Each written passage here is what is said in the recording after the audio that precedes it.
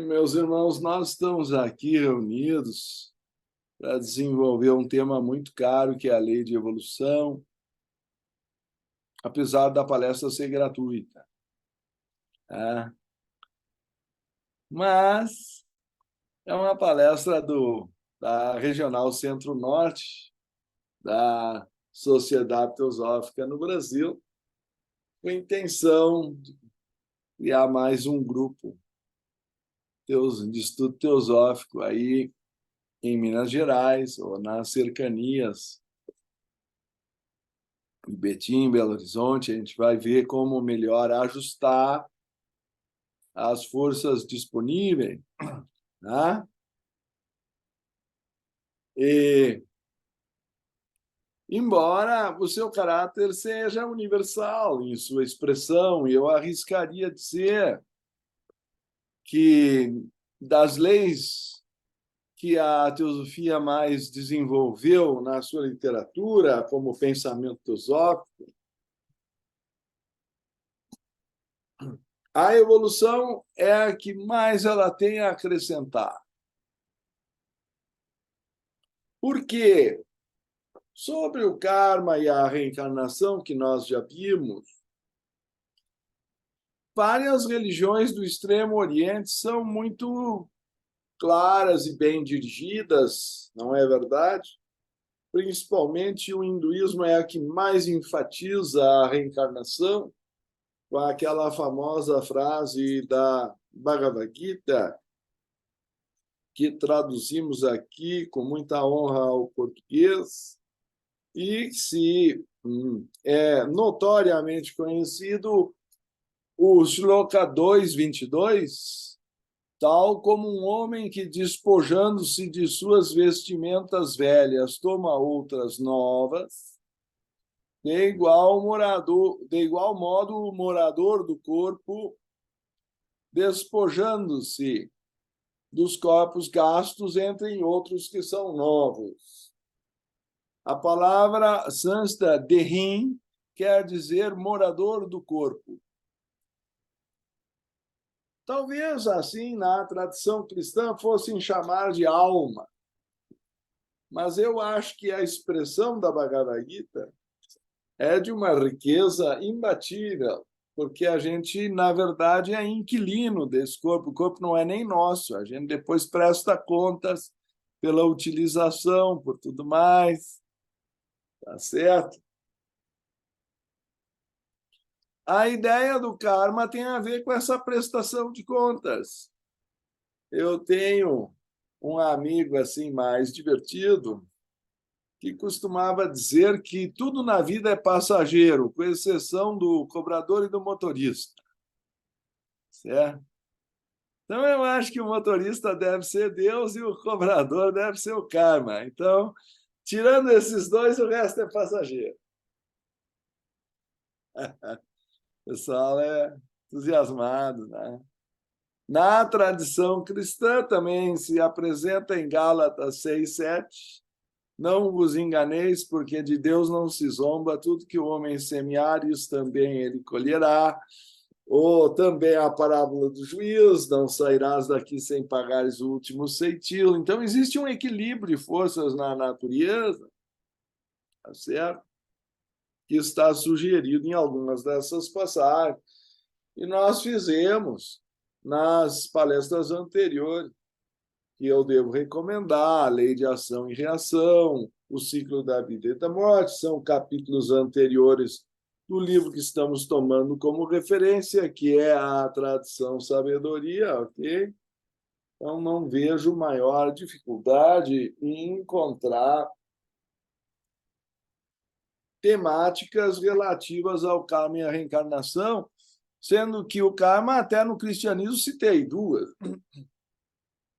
Também é abundante, claro, na filosofia oriental e mesmo no budismo. Mas quando a questão é a evolução, e principalmente considerando as tradições antigas, onde não havia tanta evidência quanto depois de Darwin, nós temos algo muito especial da contribuição teosófica, entendendo a lei de evolução como uma lei da natureza.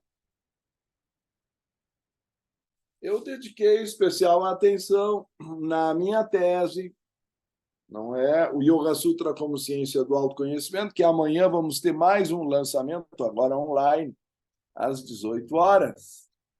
Quem não viu pode ver depois no meu Facebook, que nós vamos botar ali nos bons termos também o link, etc. e tal.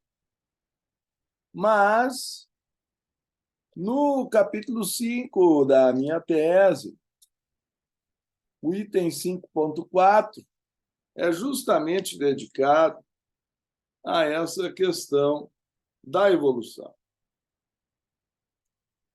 Evidências da lei de evolução, Dharma ou a natureza do ser liberto ou Mahatma. O Mahatma simboliza para a condição humana o último estágio da evolução de todos os Dharmas, embora Dharma se aplique como dever, representa, segundo a Anibesa, os estágios evolutivos que vão levando, pelo cumprimento do dever, ao processo evolutivo. Mas já aí aparece a primeira questão. A lei de evolução aparece na filosofia oriental como Parinamavada, mas aí num caráter muito universal e sem essa dimensão que nós estamos querendo dar ao Dharma humano. Certo? São as evoluções de Prakriti, ou da natureza material, na construção do universo. Isso também é verdade, aparece. E vou ler Radhakrishna. A tendência cega de Prakriti não inteligente, que é a natureza material, não pode gerar ordem e harmonia no universo quando os homens sofrem de acordo com os seus karmas. E Deus, Ishvara, é o guia da evolução de Prakriti e ele está sempre zelando para que o desenvolvimento de Prakriti, ou da natureza material, possa servir aos interesses dos espíritos, ou purushas. Então, se não houvesse essa inteligência reguladora, essas energias não estariam, talvez, sendo conduzidas com a devida sabedoria ao processo evolutivo. Certo? E isso nos leva, então, a compreender a importância, o verbo brir quer dizer expandir, crescimento, expansão, talvez evolução ou desenvolvimento, segundo o dicionário Monet-Williams, dilatação do espírito ou da alma, de onde é derivado o termo Brahma. Então, todo o processo cósmico da evolução está inserido na palavra do Criador, na visão hinduísta. Está certo? Tal ideia, nesse caráter universal, apresenta alguma semelhança com o conceito de Parinamavada, ou evolução e desenvolvimentos de Prakriti na concepção da filosofia Samkhya. Não tenho, porém, a intenção aqui de criar uma versão erudita. Bhagavan Das faz uma inserção no glossário teosófico de Blavatsky, dizendo que a doutrina da evolução, através de modificações sucessivas à teoria da mudança, a transformação, evolução e dissolução em virtude da ação mútua entre dois fatores, espírito e matéria, ou Purusha e Prakriti. Certo? Então, Parinamavada tem esse conceito. E acho que a grande questão que está por detrás até da citação feita de Radhakrishna é que não faria sentido, mesmo explodindo de uma expansão original de Brahma ou de um Criador, que o universo se organizasse sozinho. Quem assistiu aquele meu vídeo sobre o Eu Maior, que é outro livro que eu tenho uma participação, pode encontrar aí, com certeza, na internet com esse nome. Pode só botar Ricardo Lino, Eu Maior, pode assistir, que eu considero, ou excede a minha capacidade intelectual, pretender que o universo veio de uma explosão e se organizou sozinho. Todas as coisas que eu vi provenientes de uma explosão ficaram aos cacos. ou se pulverizaram. Nunca vi nada se organizar a partir de uma explosão. E quando vocês olham uma noite estrelada, esse é o argumento aí de Platão, eventualmente de Aristóteles, o cosmos, o aspecto sideral das estrelas, é de uma beleza numa noite sem nuvens, numa noite estrelada, insuperável. É considerado por Platão a prova da existência do demiurgo. Nós usamos aqui de Vikramasinghe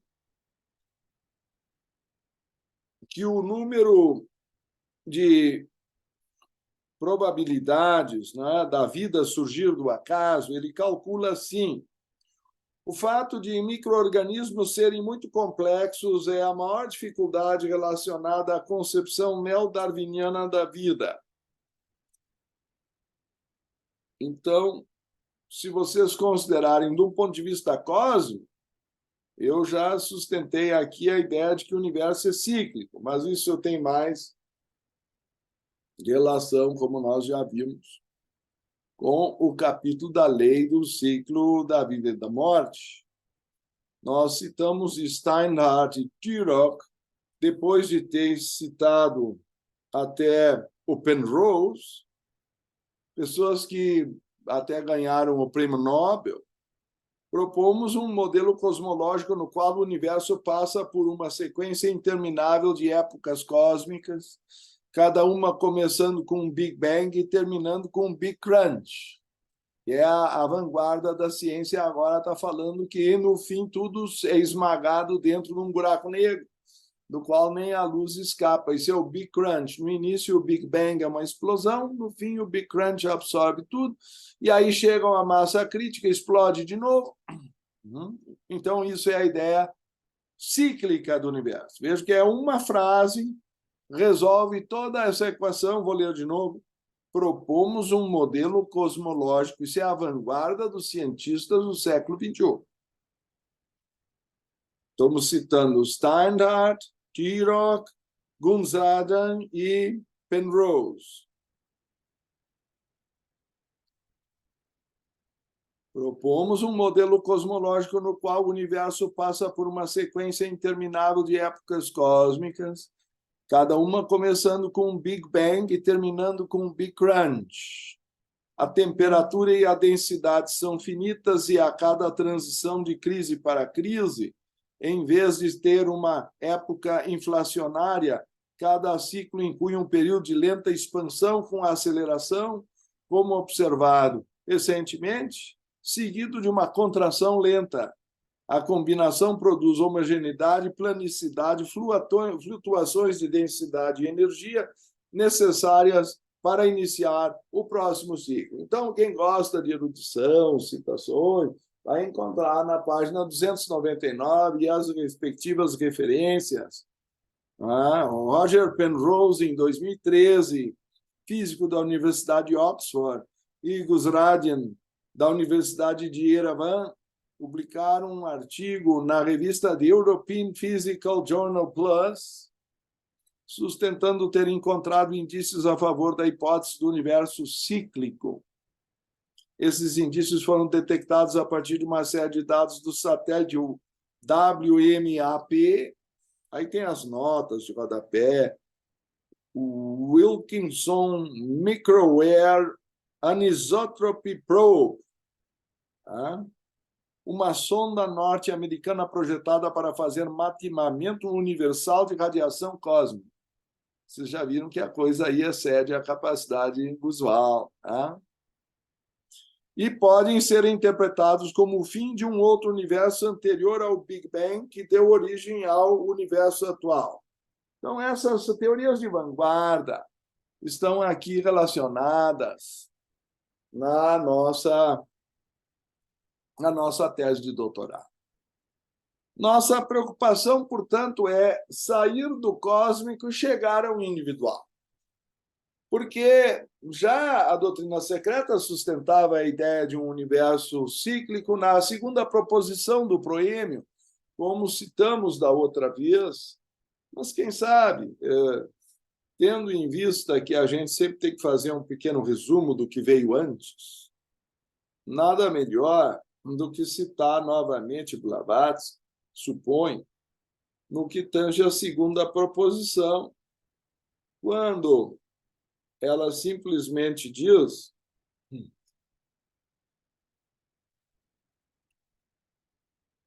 a respeito dessa lei de ciclicidade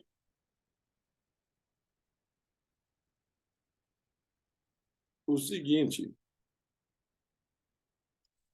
a doutrina secreta já comentava na segunda proposição do proeme, abro aspas, sobre a universalidade absoluta daquela lei de periodicidade, que nós chamamos cosmologicamente de universo cíclico, de fluxo e refluxo, de crescimento e decadência, que a ciência física tem observado e registrado em todos os departamentos da natureza, alternativas tais como dia e noite, vida e morte, sono e vigília, são fatos tão comuns e tão perfeitamente universais e sem exceção que será fácil compreender por que divisamos nelas uma das leis absolutamente fundamentais do universo. Essa é, então, a segunda proposição. A primeira fala do absoluto como sendo um princípio onipresente, eterno, sem limites, imutável, que nós não temos capacidade de conceber, por isso ele é absoluto, certo? Quando ele é totalmente impessoal, quando ele se manifesta através daquilo que chamamos de logos, né? Ou o verbo, ou a emanação, ou a palavra. E aí começa o processo evolutivo no universo manifestar. Então, do ponto de vista científico, é difícil explicar como que o universo começa de uma explosão e se organiza sozinho. Por quê? Porque eles não têm a concepção do logos, a ciência não tem a concepção de Mahata ou de uma inteligência organizadora das leis da natureza, como acabamos de citar Radhakrishna, que, se caso vocês não lembrem, era o vice-presidente da Índia que foi galgado essa posição por sua extrema erudição na filosofia oriental. Ele é o clássico dos clássicos contemporâneos em filosofia, quando nós nos referimos ao Oriente.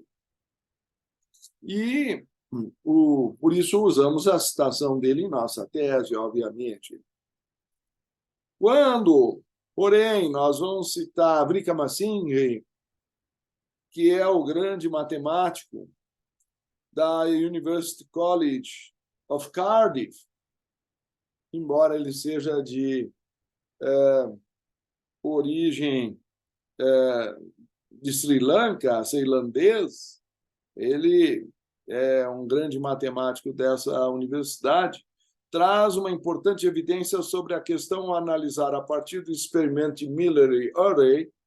Vocês devem considerar a teoria de Oparin-Haldane de Miller-Urey, aquela ideia de que tudo veio aí de uma faísca elétrica que substitui o raio, foi produzida uma mistura de gases, chegou a formar aminoácidos de blocos básicos de proteínas. Ainda não está claro como esses blocos de construção básicos foram montados para formar a vida. Então, aquela história de que havia nos lagos e oceanos alguns componentes que geraram os aminoácidos essenciais a partir de tempestades, né?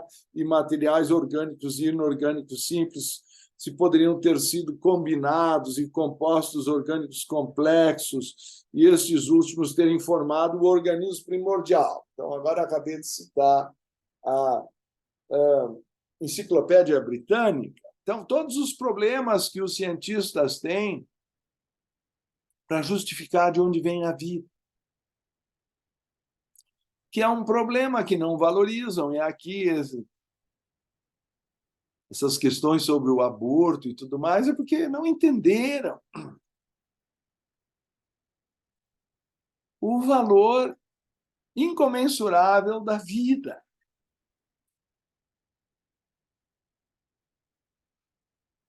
O fato, vou citar de novo o Wickramasinghe, o fato dos micro-organismos serem muito complexos é a maior dificuldade relacionada à concepção neo-darwiniana da vida, que a vida veio do acaso. Se já os organismos microscópicos são complexos, ele pode ser pequenos, mas continuam complexos. Pode-se dizer que, no momento da criação ou formação das bactérias, já estamos falando de uma coisa pequena, certo? Vai ter que pegar microscópio. Como quer que tenha sido, 99,99% da bioquímica das formas de vida superiores já tinham sido descobertas. Sabe-se que umas 2.000 enzimas ou mais são de importância vital para o amplo espectro da vida e que vai dos micro-organismos simples ao homem. Estou citando novamente aqui a nossa tese, a página 324. Sei lá se a letrinha é muito pequena, vou ver o que eu faço aqui. Até para compartilhar com vocês, se eu apenas conseguir me achar, porque sempre o problema do orador é isso, não é? Vocês já perceberam.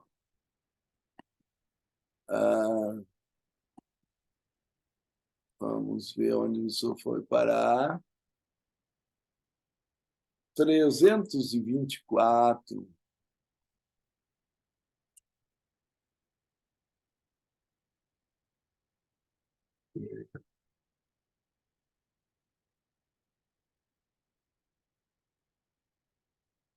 Quem sabe assim fique um pouco melhor para quem assiste a acompanhar, que letrinha pela ABNT, citação é letrinha menor, né? Então, vocês estão vendo que ele está dizendo que na formação das bactérias, 99,99% da bioquímica das formas de vida superiores já tinham sido descobertas. Então, o problema não é chegar da bactéria ao ser humano, o problema é criar a bactéria. Porque ali 99,99% de toda a complexidade da química orgânica da vida já está resolvido. A gente tem uma ideia, às vezes simplificada, de que não, que depois a bactéria vai crescendo e tal. Mas é ali que está o milagre da vida. Sabe-se que umas 2.000 enzimas ou mais são de importância vital para o amplo espectro da vida, que vai dos micro-organismos simples ao homem. São os tijolinhos com que a vida é feita. As variações de sequências de aminoácidos nessas enzimas são, em geral, insignificantes. É quase sempre a mesma variante. Em cada enzima existe uma série de posições-chave que são ocupadas por aminoácidos praticamente invariáveis. Vocês já ouviram falar dos aminoácidos essenciais que tem que ter na nossa refeição? Consideremos agora como essas sequências de enzimas poderiam ter se originado de um caldo primordial, contendo em porções iguais os 20 aminoácidos biologicamente importantes. Então, vou dar uma grande aula de evolução para vocês. Se vocês comerem arroz integral com feijão, vocês já têm os 20 aminoácidos essenciais na mesa. É o segredo do Brasil. Eu não tenho tanta certeza se vocês usarem arroz branco, senão vão perder alguns aminoácidos essenciais, certo? Mas a simples combinação do arroz com o feijão já garante o prato. Esses 20 aminoácidos essenciais são os tijolinhos de toda a vida, da estrutura da bioquímica. Vocês devem ter estudado isso no colégio. O número de combinações experimentais necessárias para encontrar essa associação é calculado em 10 na 40.000. uma cifra enorme, ou melhor, astronômica. Porque a análise combinatória é uma questão de pegar os 20 e ir mudando as posições. Mas quando vocês têm 20 posições possíveis, a coisa vai se trocando de uma maneira tal que vai chegar a 10 na 40 mil. Isso quer dizer o número 10 seguindo de 40 mil, o número 1 seguido de 40 mil zero. Ou a probabilidade de se descobrir essa associação mediante combinações ao acaso é de 1 em 10 na 40 mil. Aí é o zero, virgulado, seguido de 39.999 zeros, até chegar a uma unidade perdida. Aí é o inverso do número anterior, que a probabilidade é o inverso do surgimento daquela combinação. Aí vista o acaso. Número que pode ser considerado a medida do conteúdo de informação vital apenas das enzimas, que já são umas 2.000. Tá? Ele diz ali que são necessárias para essas posições-chave umas 2.000 enzimas constituídas dessas combinações que acabamos de citar. Eu resolvi fazer uma continha por conta própria e propus à editora Teosófica, quando da publicação, acho que da terceira edição da Tradição Sabedoria, que agora está na quinta edição e é a base do nosso curso, que nós botássemos isso em formato extenso, 0,00000. Mas a editora se negou, porque seriam 15 páginas somente com zero. Todo mundo considerou um desperdício de papel. Mas é que nós não temos noção do que são 39.999 zeros.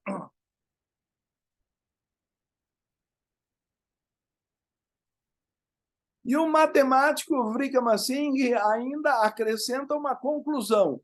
Isso era só para as enzimas. O número de combinações necessárias para se descobrir a vida excede, em muitas potências de 10, o número de todos os átomos do universo observável. Um vendaval que soprasse os restos de um avião num ferro velho teria maiores probabilidades de juntar esses restos, formando um Boeing 747 novinho em folha, se vocês quiserem decolar com ele, do que os processos do acaso de criar a vida a partir de seus componentes. Isso é uma análise puramente matemática, de análise combinatória dos componentes da vida, como se vocês fossem jogar para cima e cair tudo montado. Me deram uma outra explicação outro dia, talvez mais simples.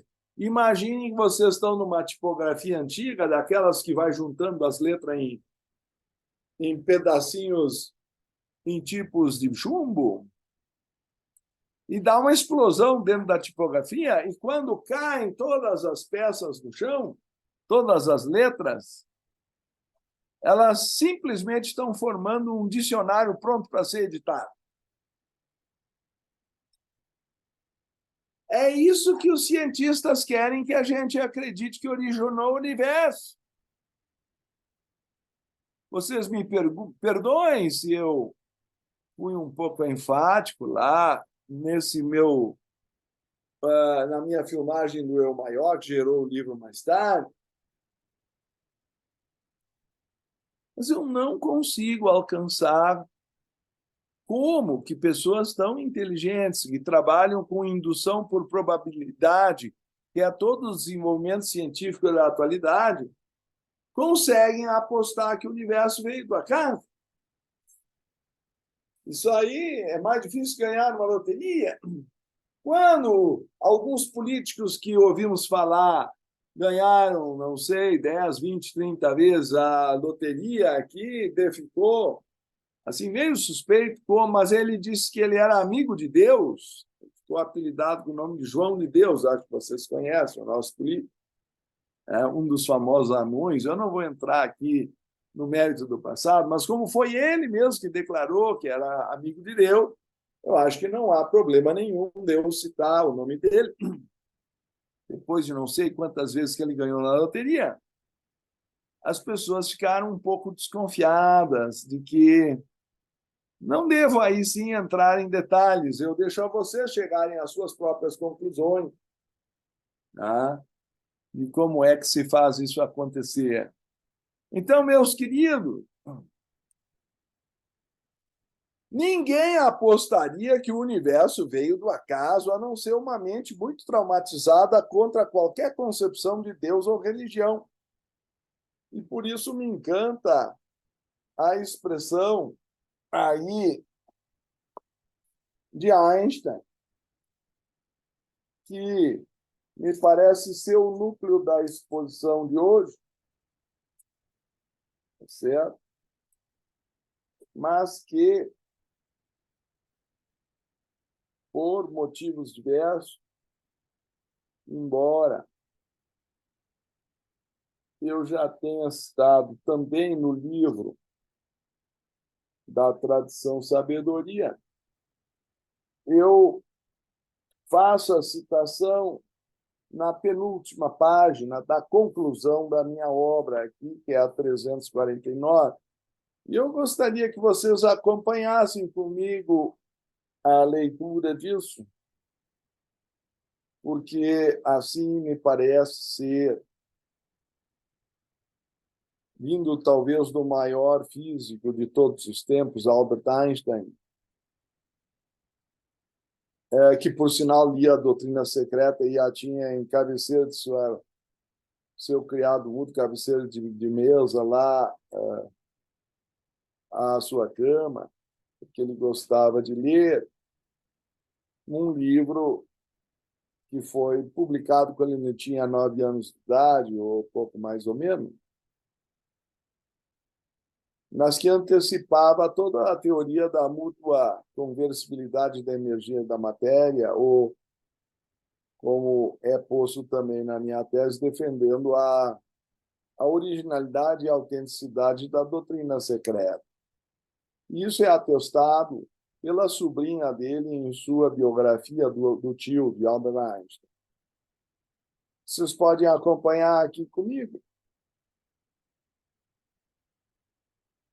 Eu creio em Deus que se revela na harmonia ordenada do universo. Então, para mim, ele está dizendo o seguinte: o universo não pode ter se organizado sozinho.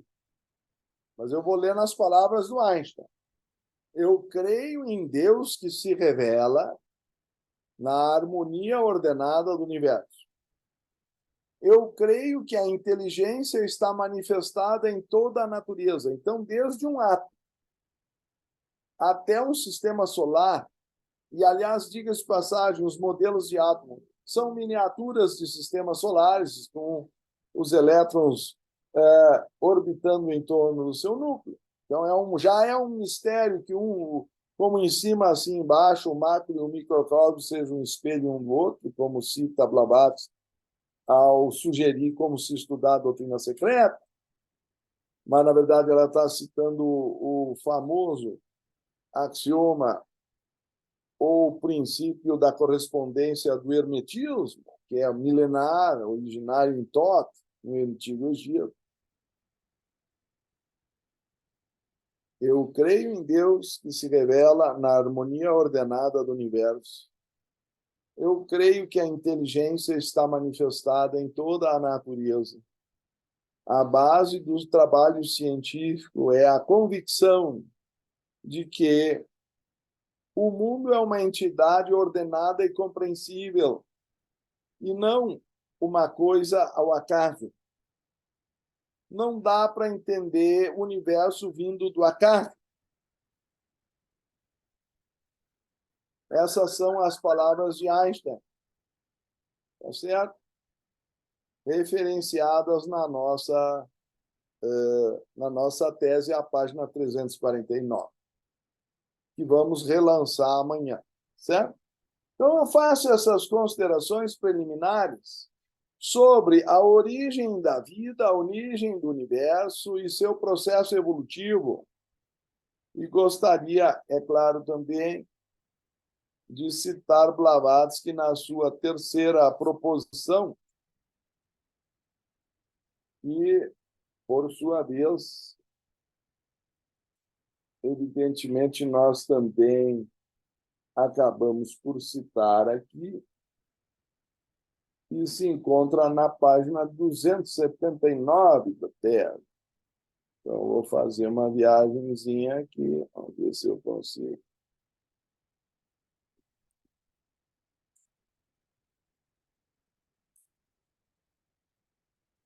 Dá para ver aqui.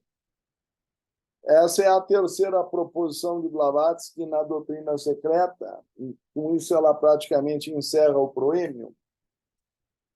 A identidade fundamental de todas as almas com a alma suprema universal. Na linguagem do Vedanta, Brahman é Brahman.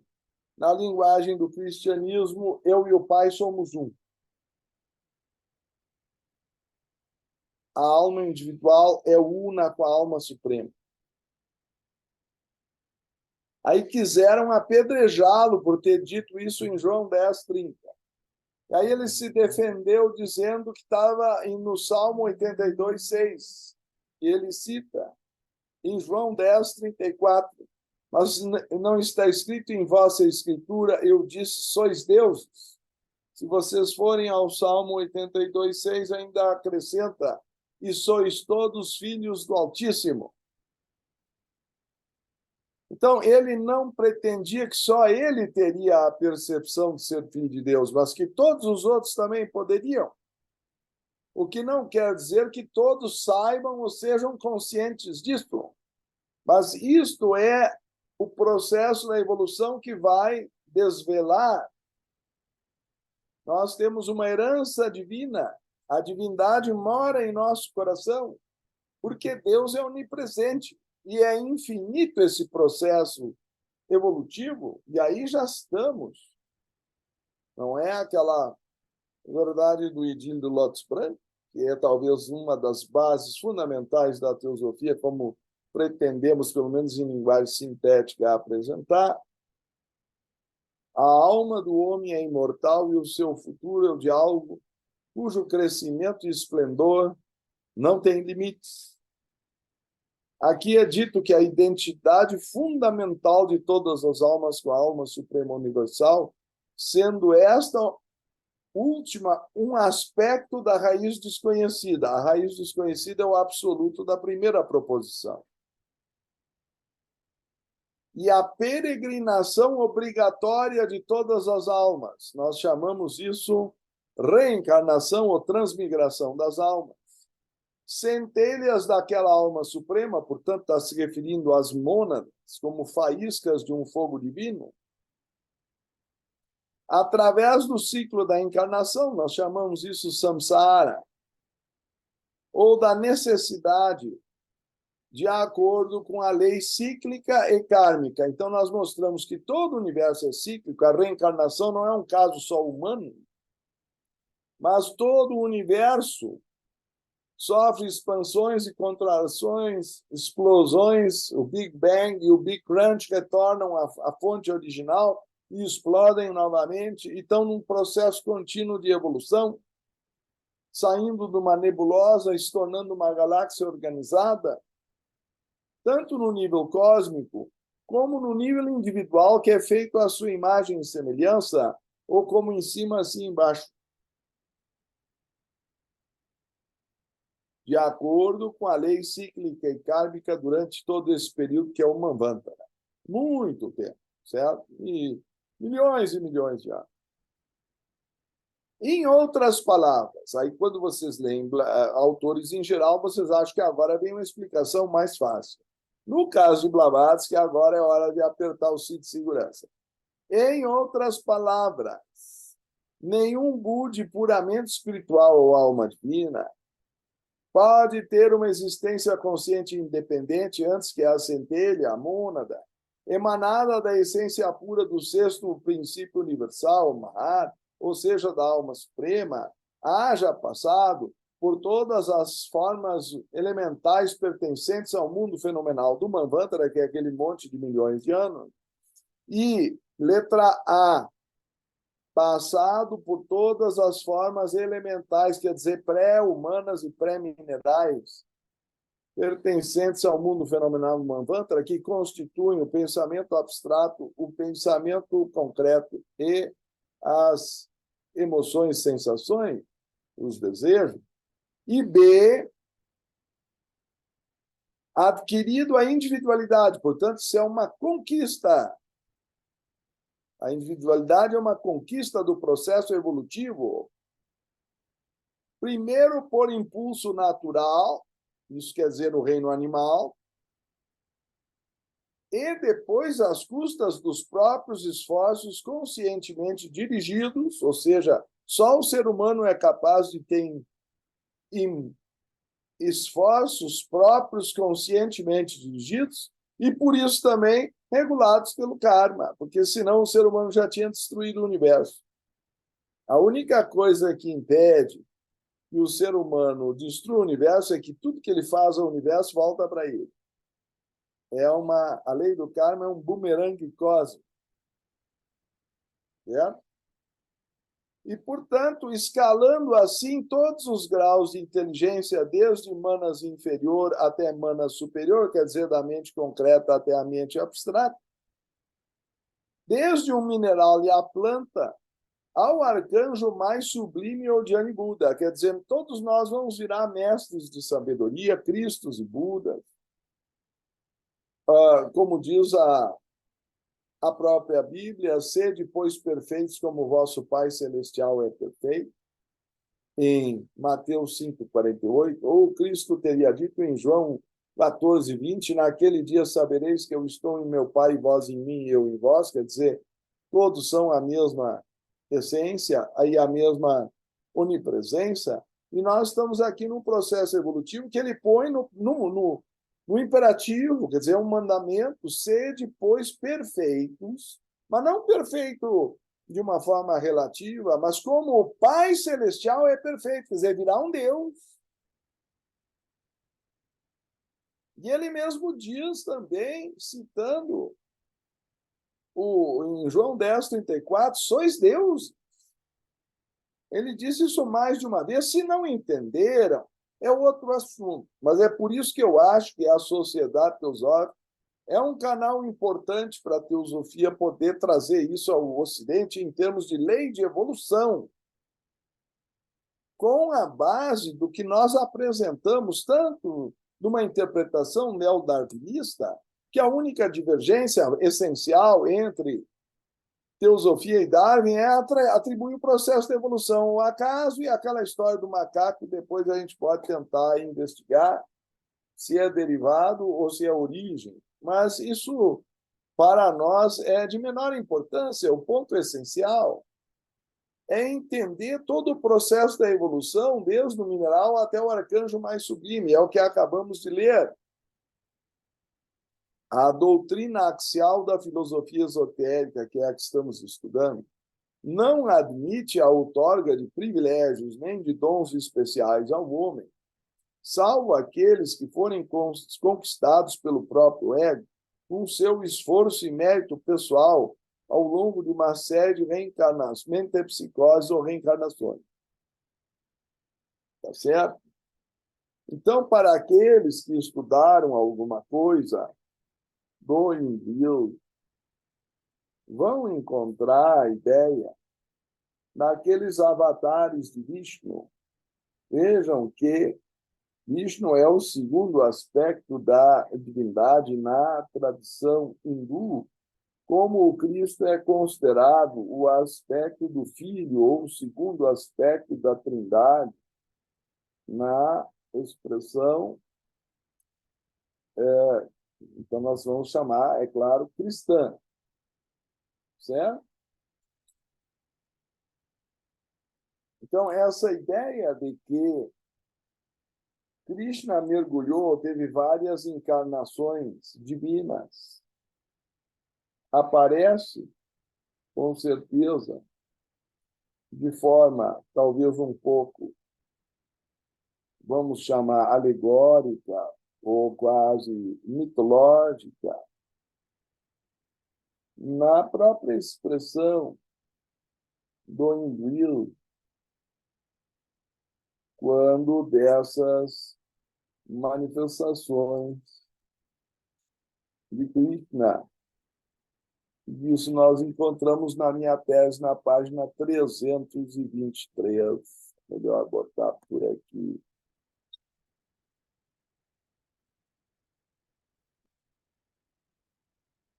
Desculpe, botei o número errado.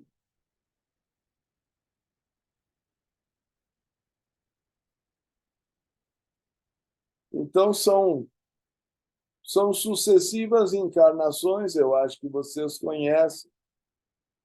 Primeiro como peixe, depois como tartaruga, depois como javali, depois como leão-homem, depois como um anão, depois um grande rei, que seria Rama, e, por último, na expressão divina em Krishna. Então, se vocês estudarem alguma coisa que seja do hinduísmo, essas encarnações divinas ou avataras vão aparecer. Tão importante é isso que virou um termo até usado hoje em dia no cinema e até na internet. Falou em avatar, né? Todo mundo parece que sabe do que se trata. Mas é uma forma de um processo evolutivo, tá? Então, nós consideramos aqui do neodarwinismo a própria expressão de Darwin como um curioso exemplo de cegueira resultante de uma opinião pré-concebida, ou seja, a resistência que ele encontrou na religião da sua época à ideia de evolução. Então, nós temos que compactuar com Darwin, porque foi ele que quebrou essa interpretação rígida de que não há evolução na tradição judaico-cristã, tudo porque se interpretaram os dias como sendo de 24 horas, os dias da criação, e Orígenes de Alexandria, isso é outra parte na nossa tese, questiona se não havia nem sol, nem lua, nem firmamento nos primeiros dias, como se iria medir o tempo, dando clara alusão de que aquilo era um dia alegórico que poderia representar milhões de anos de evolução, e aí não haveria colisão entre a visão de Darwin e a visão da igreja em termos gerais, a escritura bíblica. Enfim, essa é a nossa questão. Aí entramos nos micro-organismos, isso tudo já vimos. Tá? O que nem todos sabem é que o estágio humano, segundo a tradição teosófica, nós vamos encontrar na Doutrina Secreta, a página 211 do volume 1, tá? E das Cartas dos Mestres, na página 278 do volume 1, há menção de que o número médio de reencarnações humanas ou simbólico no estágio humano é de 777 vidas. Então, quando nós usamos a palavra Dharma no estágio humano, ela está se referindo a esses números aí que vocês estão vendo. A ideia, então, é até que se alcance a condição de homem perfeito, como aparece em Efésios 4:13, até que todos nós alcancemos a unidade da fé e o conhecimento do Filho de Deus, o estado de homem perfeito, a plena medida da estatura do Cristo. Então, São Paulo atesta a ideia que nós usamos na tese da possibilidade, ou, na verdade, ali ele coloca também praticamente como um objetivo comum, porque quase o humanamento novamente Se antes o Cristo teria dito em Mateus 5,48, sede, pois, perfeitos como o vosso Pai Celestial é perfeito, eu acho correto que São Paulo chama de homem perfeito em Efésios 4,13. Então, essa é a meta da evolução humana, tornar-se um Cristo. Cristo em vós a esperança de glória, ou em Efésios, isso em, em Efésios 4,13, nós temos até que todos atinjamos a plena medida da estatura do Cristo. Não é um Cristo pela metade, não é só ser bonzinho, não é uma imitação de Cristo como Thomas Kempis sugere. É um ponto de perfeição, mais parecido com o telhado de Chardin, falando no ponto ômega da evolução. Tá certo? Mas nós encontramos, então, essa expressão Cristo em vós é a esperança de glória, ou se preferem, em Gálatas 4,19, 4,13, eu sinto em mim as dores do parto até que o Cristo seja formado em vós. Como se o Cristo, ou o aspecto búdico que foi citado antes, estivesse se desenvolvendo em nós. Uma evolução interna. Taimini interpreta esse número médio de vidas como uma progressão geométrica devido à conscientização progressiva de cada ser humano na senda espiritual que conduz à condição de Mahatma Homem Perfeito. Vou citar Taimini, Autocultura, página 116. Cerca de 700 destas vidas são passadas na aquisição de experiências nas condições de selvagens e semicivilizados. Muitos ainda estão nessa condição no meio do asfalto, mas não têm uma conduta civilizada. Cerca de 70 vidas, né? 70 vidas, obtendo experiências em condições civilizadas e aperfeiçoando sua natureza moral. E as últimas 7 trilhando a senda espiritual, ou o caminho que leva à perfeição. Em sua obra, Os Mestres e a Senda, Leadbeater entra em detalhes sobre essa senda espiritual acelerada que leva o contato ou discipulado com os Mahatmas por meio de estágios de iniciações. Claro que, numa tese de doutorado, já escrevi demais, por isso que está em negrito, ou seja, uma das partes foi cortada. Mas Taimini reduz a 5 desejos, isso talvez seja o que de melhor se possa expressar do estágio evolutivo de cada ser humano, ou Dharma. Primeiro, o desejo de satisfação sensual. Isso tende a ser predominante, segundo o meu cálculo, a partir da mesma ideia de proposta aí de uma progressão geométrica, tá? Que nós tínhamos considerado ali acima com uma razão de 1/10, como vocês veem, 777, nós vamos supor, então, talvez pelo menos umas 500 vidas motivadas só pelo desejo de satisfação do sentido. Uma vida quase bovina ou suína, não querendo ofender nossos queridos irmãos animais, certo? Número 2. Por quê? Porque bastava satisfazer as funções fisiológicas e a pessoa não vivia. Número 2. Desejo de ajudar a própria família a viver confortável e decentemente. Aí ela já vive em busca de riquezas. Ela quer deixar um legado aos seus filhos. Ela quer viver confortável e decentemente com eles. Então, Nesse caso, ela não vive só para os prazeres da carne, ela está se doando ou deixando uma riqueza para as gerações futuras, para que a sua família possa superá-lo, para que haja um processo de criar condições favoráveis para a evolução, pelo menos da família, que é o que ele alcança na dimensão do seu ego. Então, o primeiro caso, comparando com Platão, nós chamamos de almas de ferro. E o segundo nós chamamos de almas de bronze. Isso aqui vira um pódio.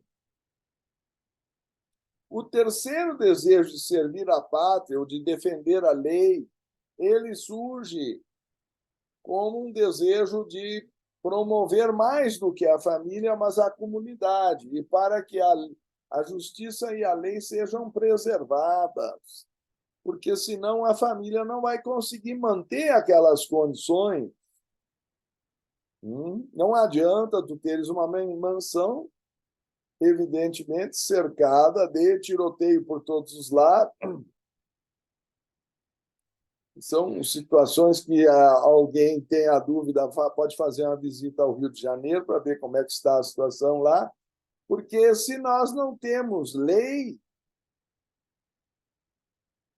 a lei existe basicamente para proteger os mais fracos.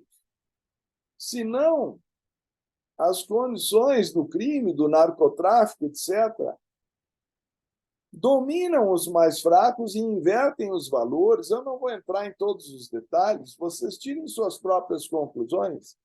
Um país sem justiça e sem lei está perdido. E o que motiva o ser humano é essa expansão do desejo.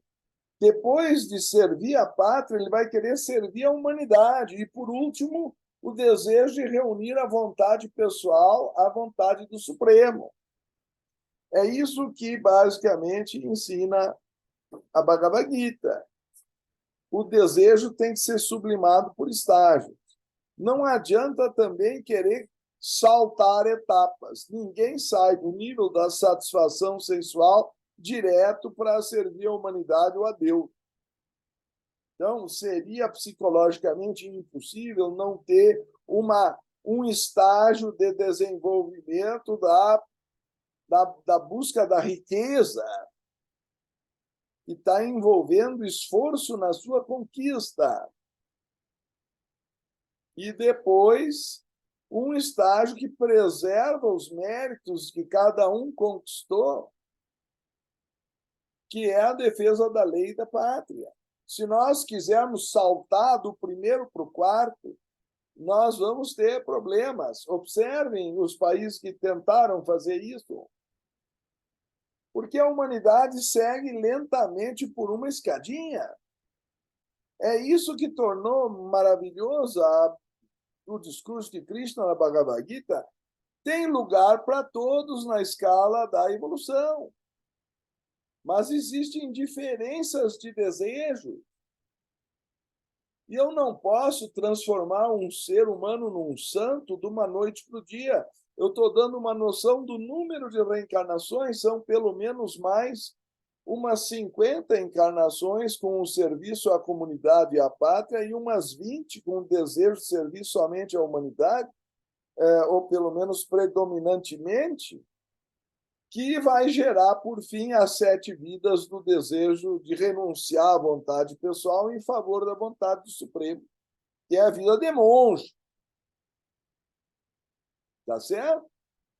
Eu não posso fazer uma pessoa largar lá o álcool, a cerveja, não sei o quê, e outras atividades sensuais, e, de repente, transformá-la num santo no 5º estágio. Isso é um processo alquímico. Então, o terceiro desejo é chamado por Platão o nível da alma de prata. Assim eu pretendo demonstrar nesse livro a tradição sabedoria. E o quarto corresponderia à alma de ouro. Talvez eu pudesse chamar o quinto uma alma de platina, mas Platão não entra no detalhe de quem transcende a vida social. E esse desejo de reunir a vontade pessoal à vontade suprema é, na tradição hindu, o sannyasi ou renunciante. É o que eu digo aqui. Várias correspondências podem ser associadas aos 4 primeiros desejos, enquanto o quinto já transcende as relações sociais comuns, pode ser associado ao renunciante sannyasi, ao monge, ao Raja Yogi, que fez votos de autorrestrições ou yama, conforme Patanjali 231, página 175 da tradução do Taimini, segundo a tradução do Yoga de Patanjali. Certo? Então, assim pode-se encontrar na senda espiritual das últimas 7 vidas que levam à perfeição e libertação de Kaivalya, isso é a condição de Mahatma, o homem perfeito. Isto é, assim proposto pela doutora Beza, por exemplo, no nosso capítulo 6. Não sei se fica claro que não convém saltar etapas, senão alguma coisa não vai ficar bem organizada no cumprimento do Dharma e vai deixar sequela. E, nesse caso, as sequelas são problemas para os estágios subsequentes. Eu vou recomendar, se alguém aqui tiver interesse em aprofundar o tema, o livro de Annie Besant, chamado Dharma. Não sei se vocês já ouviram falar, mas é um livro extremamente importante. Só que, em português, nós resolvemos publicar conjuntamente o karma com o Dharma. Está bem? Então, esse livro se encontra disponível na editora Teosófica e nós podemos recomendar algumas passagens. Em particular, eu diria o seguinte: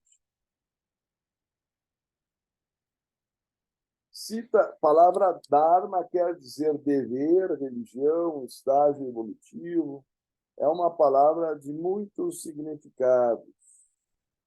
Dharma pode ser definido, página 97 do livro de Beza, como a natureza interna de uma coisa num determinado estágio de evolução e a lei do seu próximo estágio de desenvolvimento. Tá certo? Se a pessoa quiser saltar uma etapa, ela diz todo tipo de sofrimento surge ao se arrancar o fruto antes dele estar maduro. Então, tem que se respeitar o processo evolutivo, embora se possa orientá-lo a crescer de uma forma mais acelerada, mas não saltando etapas, certo? Acelerar não é saltar. Pode-se julgar o progresso de um homem por meio de sua vontade em trabalhar com a natureza e de se submeter à lei de evolução. Está certo? A evolução da consciência pode ser delineada pela proporção que o estímulo externo à ação guarda com a relação ao estímulo autônomo. Quer dizer, quanto eu tenho que ser empurrado de fora e quanto que eu começo a me movimentar com o espírito, de dentro para fora, do espírito se impondo à matéria e não simplesmente da matéria empurrando o espírito. Para simplificar, dizia Platão, aqueles que fazem a vontade dos deuses são levados por eles pelas mãos, mas aqueles que resistem à vontade dos deuses são levados por eles aos pontapés. Então, ou eu coopero com a lei de evolução e sou levado pelo amor, ou eu resisto à lei de evolução E aí eu colido com a lei do karma, e aí eu sou levado pelo sofrimento. O que os grandes mestres de sabedoria que fundaram todas as religiões estão nos ensinando? Ela diz: há duas maneiras pelas quais a lei se impõe ao homem: pelo prazer, quando é observada, pela dor, quando lhe é feita oposição. Toda a felicidade e crescimento jazem na obediência da lei de evolução. Aquilo que a princípio causava prazer torna-se doloroso pelo excesso. Os instrutores vêm para auxiliar a evolução da humanidade. A expressão da lei proferida pelos lábios de um ser superior tem o propósito de assistir em seu crescimento. Então, os mandamentos da Bíblia, os 10 mandamentos, os 5 itens do Panchasila, quer saber não matar, não roubar, não ter relações sexuais ilícitas, não mentir e não embriagar-se, ou hoje em dia a gente teria que botar várias outras substâncias piores, que entorpecem a vida humana. Ou o yama e niyama da tradição do yoga, são sempre diretrizes para favorecer o processo evolutivo da alma usando um corpo. O instrutor, aqui tem uma expressão muito importante que tem gente que agora é contra a religião. Vamos ver qual é a essência da religião. Essa lei da proclamação, ou a proclamação da lei, de que o sofrimento segue aquilo que a lei proíbe e a felicidade é aquilo que a lei ordena, como diz também Patanjali, que o fruto da virtude é a felicidade, o fruto do vício é o sofrimento, a tristeza. Estimula a inteligência crescente ou nascente. Se essa inteligência desconsiderava a lei, segue-se o castigo. Ela sofre e diz: o instrutor me havia advertido.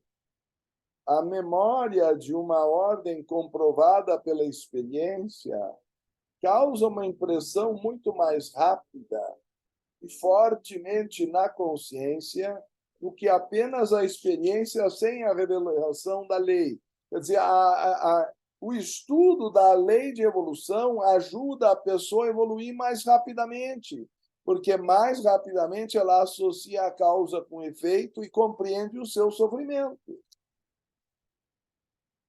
Se um homem se recusa a obedecer à lei declarada, então ele é abandonado ao duro experimento da experiência. Aí ele vai pela dor. O ensinamento da dor e o açoite do sofrimento lhe ensina a lição que não quis aprender pelos lábios do amor. Então, são palavras de Anvesa que eu acho muito nobres. O primeiro Dharma é o serviço. Quer dizer, se a pessoa é levada pelo desejo predominante, apenas da satisfação sensual e não tem iniciativa para tomar suas próprias decisões no meio social, ela diz, página 116, quando o poder da iniciativa é pequeno, o juízo não é exercitado, a razão é escassa e pouco desenvolvida, onde o ser está inconsciente de seu elevado destino, sendo movido principalmente pelo desejo, quando o homem ainda precisa evoluir pela gratificação da maioria, senão de todos os desejos, esse homem é alguém cujo dharma é o serviço, porque aí é meio que imitando e seguindo as ordens dos mais, pela obediência, os mais evoluídos, é que ele vai gradualmente equacionando o seu desenvolvimento e domínio dos desejos. Então, o primeiro uso do poder é pela obediência, o segundo é para a aquisição da riqueza. pois o mérito está em adquirir a riqueza, porque ele quer trazer melhores condições aos seus familiares. O primeiro, às vezes, nem reconhece os filhos que teve, as crianças ficam rolando, são um acidente da cerveja ou da champanhe, ou nem se sabe quem é o pai. No segundo estágio, a pessoa quer criar condições favoráveis à sua família. Muitas vezes se chama isso de empresário, ou pelo menos de uma pequena empresa que a pessoa tem iniciativa própria ou vai convidar outros a trabalhar consigo. É claro que ele quer lucro, porque o desejo que move ele é os seus familiares. Não há nenhum processo de criação de riqueza que não esteja envolvendo o desejo. Há, porém, uns outros estágios em que o desejo não é pessoal, mas isso vocês vão ver que é uma minoria que não consegue, em geral, ter expressão numérica. São chamados idealistas. Aí eles vivem sem a necessidade do prêmio da conquista da riqueza. E é por isso que, se tirares esse estágio, a economia vai mal. Se tu começas a combater quem quer trabalhar, mesmo que seja para o lucro, o trabalho deixa de ser importante, e aí não produz. Isso está resolvido por Platão na República. A grande sabedoria de Platão é mostrar que as classes produtivas não devem ter o poder, elas já têm a economia. Então, se elas têm o poder econômico, elas não devem ter o poder de mando, o poder político. As classes políticas não devem ter posses, devem ser todos sacerdotes, renunciar ao poder. Quero saber quantos vão se candidatar. Certo? Viver como monge, assim que nem Gandhi, com uma tanga. Tá certo? Tá perfeito. Aí nós vamos acabar com a corrupção. Esses mandam e os outros produzem. Então, tem espaço de liberdade para a posse e para a conquista da riqueza, a propriedade privada, mas os que governam têm propriedade comum. Eles são sustentados pelo Estado, mas não têm direito a posses pessoais. Então, assim Platão propõe na República, tanto que até hoje não conseguiram classificar se Platão é de esquerda ou de direita. Uns dizem que ele é conservador, outros dizem que é escravocrata, outros dizem que não sei o quê. Tem toda uma cortina de fumaça, mas a verdade é que ele não se encaixa porque ele utiliza as duas categorias. Ele pega o melhor de cada uma e faz um misto. Então, Platão vai dizer que as almas de prata e de ouro é que devem governar. Se for o caso de almas de ferro ou bronze governarem, aí nós vamos ter problemas, porque essas são egoístas, estão voltadas só para o seu interesse e não para o Estado. Isso está muito claro na República, mas nós citamos aqui no nosso capítulo 6º, a lei de evolução, que é o tema de nossa palestra, não é verdade? Quando Platão simplesmente diz. Nós citamos a página 117, porque diz um oráculo que a cidade perecerá no dia em que tiver à testa um guardião de ferro ou bronze. E aí ele vai descrevendo como a primeira e principal regra que a divindade impõe aos magistrados, de todas as coisas das quais devem ser bons guardiães, a nenhuma dediquem maior zelo do que as combinações de metais que estão compostas às almas das crianças. Então, toda uma educação, e por isso no livro magnífico de Annie Besant, A Lei, os ideais da teosofia, ela diz que a lei tem que proteger os pobres honestos e daí a prioridade do Estado é a educação. As duas coisas que raramente são feitas. Tá? Porque se houver um real investimento da educação, coisa que eu nunca vi, pelo menos no nosso país, nem a esquerda nem a direita fazerem, a verdade, e é por isso que eu me coloco aqui como a fraternidade universal é um terceiro valor que ainda não despertou. Mas, enfim, ela diz que a faculdade da justiça e equidade entre um homem e outro não deve se desviar do dever por simples razões sentimentais e o exercício constante de qualidades de astúcia, perspicácia, a manutenção do justo equilíbrio entre dever e oposição, do devido pagamento da justa transação, da agudeza de insight e frugalidade, da ausência de desperdício e extravagância. Olha só o sentido da economia. Exigir de cada servidor o serviço que deve ser prestado, o pagamento de justos salários, não mais do que justos, porém. Então, isso é a característica de uma alma de bronze, não dá para saltar essa etapa. Ela chega a dizer que é um mérito nesse estágio recusar-se a pagar mais do que deve e insistir numa transação justa e imparcial. E que, mesmo que isso não pareça necessariamente muito elevado, ela diz, tudo isso desenvolve qualidades que lhe são necessárias e conduzirão a uma perfeição futura. Nos estágios primitivos, elas são às vezes desagradáveis, mas do ponto de vista superior são o dharma daquele homem. E se ele não for cumprido, haverá fraqueza no caráter e surgirá posteriormente e prejudicará a sua evolução. Aí tu colocas uma pessoa com a alma mal desenvolvida numa função de muito poder,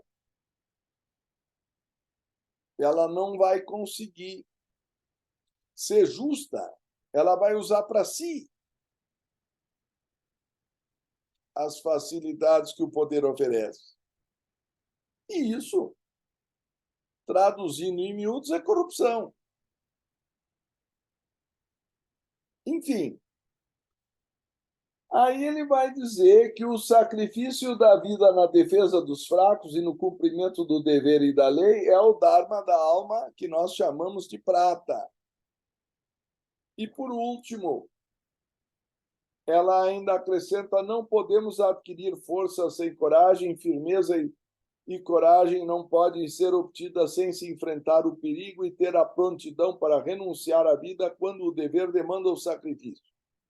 Então, isso aqui é o dharma da alma de prata, do policial, do militar, quando ele realmente tem a vocação para proteger os mais fracos, porque o forte não precisa de proteção. Ele se impõe pela força. A lei existe a preservar o direito dos fracos. E o quarto e último estágio do Dharma é ensinar. Era a função antiga dos sacerdotes na Índia. Ele obteve o conhecimento e nascimento favoráveis para tornar-se um instrutor. A lei de seu crescimento é o conhecimento, a piedade, o perdão, ser amistoso com toda a criatura. Ele jamais deve se ofender, de modo algum perder o autocontrole, nunca ser precipitado, deve ser sempre gentil, do contrário, ele decai de seu dharma. Isso eu não posso pedir de uma alma de ferro ou de uma alma de bronze. Isso seria antifraternal. Não sei se me faço claro. A fraternidade está em exigir de cada um o estágio evolutivo que lhe corresponde. Se eu pedir que todo mundo seja santo, eu sou um mau instrutor. Se eu pedir que saltem etapas, eu também sou um mau instrutor. Se perante uma alma despreparada colocamos um ideal tão sublime que não a sensibilize, nós retardamos a sua evolução. É importante para o nosso próprio crescimento e o crescimento das nações que a distinção de Dharma seja entendida como dependente do estágio de evolução e que sejamos capazes de discernir o nosso próprio Dharma, o estágio evolutivo, a partir das características que encontramos em nossa natureza. Qual dos 5 desejos é predominante em mim? Eu não estou impondo isso a ninguém, eu estou pedindo que a pessoa desenvolva autoconhecimento e siga a vocação do seu coração. Não vamos impor às pessoas uma disciplina mais rígida do que ela está disposta a seguir. Coloquem seu próprio ideal tão alto quanto possam, mas não imponham um ideal ao seu irmão. E cabe a ele encontrar o seu caminho. Aprendam o que significa o Dharma ou a lei de evolução e sereis úteis ao mundo. Aí nós vamos ver que o certo e o errado depende do estágio evolutivo de cada um. Se uma pessoa está no primeiro estágio, vai para o segundo, isso é uma evolução. Se uma pessoa está no terceiro degrau e volta para o segundo, isso é um retrocesso. Eu não posso dizer que aquele segundo estágio é bom para todos. Ele é bom para um, pode não ser tão bom para o outro. É relativo ao estágio evolutivo. Esse tema da lei de evolução e do Dharma não consegue se esgotar, evidentemente, numa palestra. É um conceito que, mesmo entre os membros da sociedade teosófica, acho que falta o devido estudo, porque é aqui que a teosofia está tocando em detalhes das diferenças dos estágios evolutivos que a nossa civilização parece ter dificuldade de lidar, mas está muito bem explicado na parábola dos talentos na Bíblia, e hoje ela está meio em desuso por muitos. A quem muito é dado, muito será pedido, quem nada tem ainda, isso lhe será tirado. Tudo é conferido conforme o mérito. Isso é a lei do karma. Então, compreender o karma e o dharma é essencial para compreender a teosofia. E se querem fugir disto, vão jogar a interpretação em condições difíceis. Então, eu deixo aqui uma contribuição de estudo e coloco como uma alquimia evolutiva que está ao alcance de todos, mas que cada um tem que compreender o seu estágio, o seu momento e fazer o possível para desenvolver aquilo que a escola da vida está lhe ensinando, no estágio em que se encontra. Não há nenhum mal, eu acho, numa criança ser criança. Pelo contrário, a alegria dela está nisso. Agora, se todos acham que já tem que ser seres perfeitos, aí nós temos problema.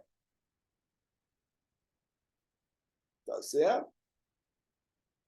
Por outro lado, querer hipocritamente dizer que atingiu um estágio que, na verdade, não atingiu, aí nós criamos verdadeiros problemas em qualquer organização. Nós estamos no reino da falsidade. E nós vamos acabar corrompendo as estruturas. E isso vai produzir sofrimento coletivo. Porque as pessoas não estão ocupando as funções que lhes correspondem pelo seu desenvolvimento moral. E essa é a reflexão que a teosofia faz. Recomendo os ideais da teosofia de Annie Besant. Se não quiserem seguir o que os antigos mestres ensinaram para a humanidade, a escolha é livre. Não se admirem se vier sofrimento. E se quiserem seguir o chamado da sua vocação, vão encontrar o caminho da alegria, vão encontrar o caminho de servir a Deus da melhor forma que lhes corresponde, ao seu estágio evolutivo e ao karma das circunstâncias que geraram para si mesmo. É basicamente isso que vai nos transformar num sol de radiante potência daqui a milhões de anos. Por enquanto, a gente está ainda um pouco opaco, preso a um nível de personalidade que eu compararia com um simulador de voo, porque essas são as condições. Antes da gente aprender a voar, a gente aprende no simulador. E se não vai derrubar o avião, aí eu não recomendo a ninguém. dá um passo maior que as pernas. Está ok? Então, o que nós temos que dominar no nosso estágio? Vontade, amor, sabedoria, autodomínio, autoentrega, autoconhecimento. Tem que dominar o físico, o emocional e o mental. Essa é a estrutura da personalidade. Esse é o nosso Dharma. Então, eu faço assim uma breve síntese e deixo a palavra aos irmãos, porque, graças a Deus, nós estamos numa sociedade de liberdade de pensamento. Gostaria de ouvir a todos. Por favor, Fernando. Eu queria só tirar uma dúvida rapidinho. Você citou o livro Karma e Dharma, da Besant, pela editora Teosófica. Eu tenho um Karma, um livro Karma, né, da editora Pensamento. É Eu queria possível saber que se era... seja a primeira parte, dá uma conferida. Acho que é a Ah, primeira isso que eu parte que queria. você... Esse livrinho é muito bom, eu amo muito ele. Uhum. Obrigado, o meu também. A pensamento também tem o Dharma, mas também... Tem. Aham. Queria confirmar se era a junção desses dois. Parece que Eu é tenho isso a impressão que mesmo. é exatamente isso. Obrigado. Ricardo, durante a palestra, teve uma pergunta da Vani, mas que deve estar ligada ao contexto. Eu pediria para ela que fizesse a pergunta, se A ainda Vani é se lembra. ótima. Por favor, Vani. Não, é só uma curiosidade. No universo imenso do jeito que é, nós temos outras raças, outras espécies? Tu quer dizer em outros planetas? Isso. Sim, mas não necessariamente iguais à nossa ou com a mesma densidade. Então, por exemplo, existem outras formas de vida, segundo os clarividentes afirmam, mesmo no planeta Terra tem anjos, tem fadas, tem, enfim, sílfides, salamandras, e elas têm uma evolução paralela à nossa, raramente se cruza, a não ser quando, por meio de rituais e outras invocações, são chamados em cooperar, às vezes, numa atividade que é chamada, muito comentada pelo reverendo Geoffrey Hodgson no livro A Fraternidade dos Anjos e dos Homens. Mas o caso comum seguem linhas paralelas, estão numa densidade diferente. Então, o fato de mandar um robô lá para Marte e, de repente, não encontrar a vida como existe aqui e dizer que então não tem vida ou teve há milhões de anos, isso é uma visão muito antropocêntrica. Até porque esses cientistas não são clarividentes, não estão vendo outras dimensões. Então, quando é dito que os seres vieram de Vênus para ajudar a humanidade, é simbolismo do próprio Prometeu acorrentado, os Agnisvatas, isso está no capítulo, aliás, no volume terceiro da Doutrina Secreta. Isso não quer dizer necessariamente que de imediato tenham vindo com a mesma densidade dos corpos do planeta Terra e com poderes de Kriya Shakti, eles materializam o corpo que eles querem. É diferente do nosso, que não sabemos fazer e temos que copiar da geração anterior. Sim, eles são diferentes, mas existem, né? Isso que... Sim. Então, a doutrina secreta fala de vida em Vênus, fala de vida em outros planetas, que nós estamos, inclusive, devendo, né, para Vênus. O Leadbeater diz que o trigo e as formigas e as abelhas vieram de Vênus. Eu não tenho como provar isso, agora que parecem ser insetos mais organizados que os outros, isso dá na vista. São muito organizados, né? Realmente chama atenção, Exatamente. né? O resto fica no pó, perto na corrida aí. Então, a capacidade geométrica e tudo mais que uma abelha tem é uma coisa para construir uma colmeia, é uma aula de engenharia aquilo ali. E do ponto de vista biológico, se tirar as abelhas, cessa a vida porque não tem polinização. Eles exercem uma posição decisiva na interação do reino animal com o reino vegetal, As pessoas nem sabem com o que estão brincando quando resolvem brincar, mexer com essas coisas. É um equilíbrio ecológico é uma coisa tão divina, e as pessoas dizem que veio do acaso. Ou há quem pretenda dizer que veio do acaso. Os cientistas, para mim, muito difícil entender isso. Eu tenho uma flor, uma flor do manjericão bem perto da minha pia, e aí, às vezes, eu estou lavando a louça e uma abelha entra. E daí, se eu começo a lavar a louça, ela fica em volta de mim, em volta, parece que me mandando embora dali. Está atrapalhando o serviço. Às vezes, eu tenho que sair. Outra coisa assim, absolutamente encantadora é a gente ver o colibri chegando, né? O beija-flor. É alguma Ai, coisa assim, do outro planeta. E ele está fazendo um serviço parecido, né? obrigada. De nada. Ricardo, eu tenho uma pergunta também, que é um assunto que eu já debato há alguns anos. Minha mãe é espiritista kardecista. E talvez o ponto de maior discordância que eu tenha com ela é que o kardecismo não prevê retrocesso na evolução, que a evolução é só para frente. E aí eu sempre te espero, mas é muito cômodo, né? Se eu sei que eu não vou andar para trás, eu não preciso fazer muita coisa, que pelo menos onde eu já estou está garantido. Mas, ao mesmo tempo, aquela citação do Leadbeater na Gnose Cristã sobre Deus como professor, que a gente vai a cada dia aprender uma nova coisa, e o homem, né, e você fica velho no final do dia, e Deus como professor e tal, dá um E pouco a volta para entender aprender outra coisa no dia isso. seguinte. Ele dá um pouco a entender isso também, que, pô, se eu já aprendi isso aqui, eu não preciso voltar. Então, assim, a queda não seria exatamente um esquecer o que eu já aprendi, mas talvez falhar no que eu já aprendi. A teosofia tem essa visão da possibilidade do retrocesso na evolução entre uma vida e outra? Olha, observando a regra, a tua mãe tem razão.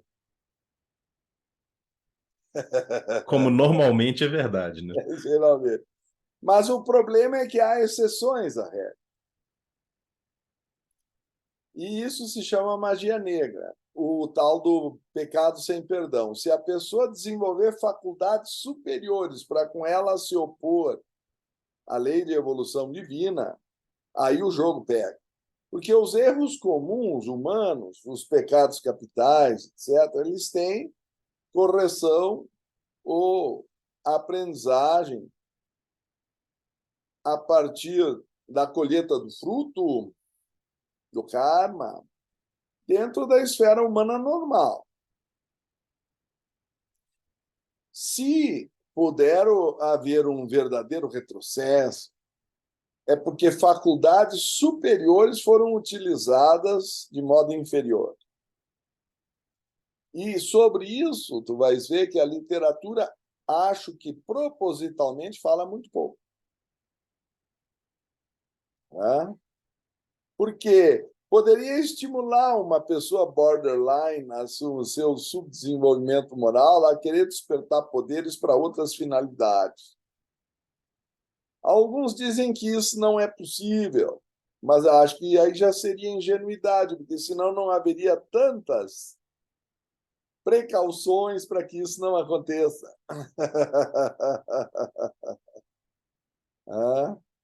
Mas então, num sentido real, para que o corpo causal comprometa seu desenvolvimento e possa ter algum tipo de retrocesso, é porque funções muito superiores entraram em colisão com a lei de evolução.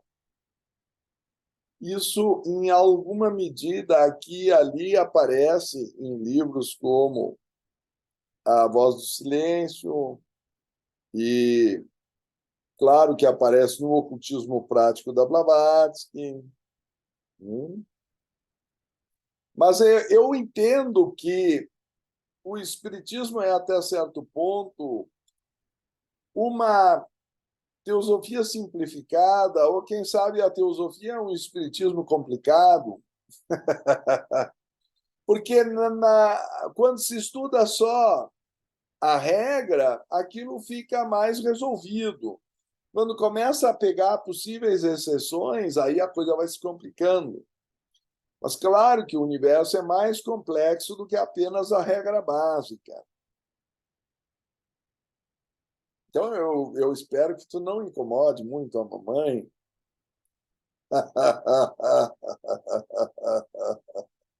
Se ela está dentro do esquema que lhe corresponde à sua compreensão mais feliz da vida, mas se tu estudas um pouco essas exceções, infelizmente tu vais notar que só em condições excepcionais é que isso pode acontecer. Em condições normais, realmente, a natureza vai progredindo cada vez mais.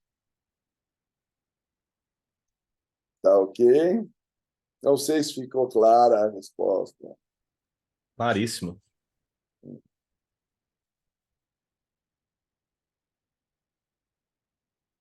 Bem, meus irmãos, eu acho que vocês já tiveram paciência por um longo período e têm direito também ao seu descanso. As ideias básicas foram sugeridas, os livros para aprofundá-las foram recomendados e nós teremos continuidade, então, pelo que eu entendi, parece que no dia 8 de novembro, seria isso? Dia 10. 10 de novembro. Isso, 10 de novembro, às 8 da noite. Tá? Quando vamos estudar genericamente as leis universais, capítulo 7 do nosso livro A Tradição Sabedoria. Inclusive, para quem quiser, recomendo, não é? A própria leitura de cada um desses capítulos, vocês já devem ter percebido que no final e existem, então, as ideias gerais recomendadas em livros também, e algumas perguntas para o famoso estudo dirigido, né?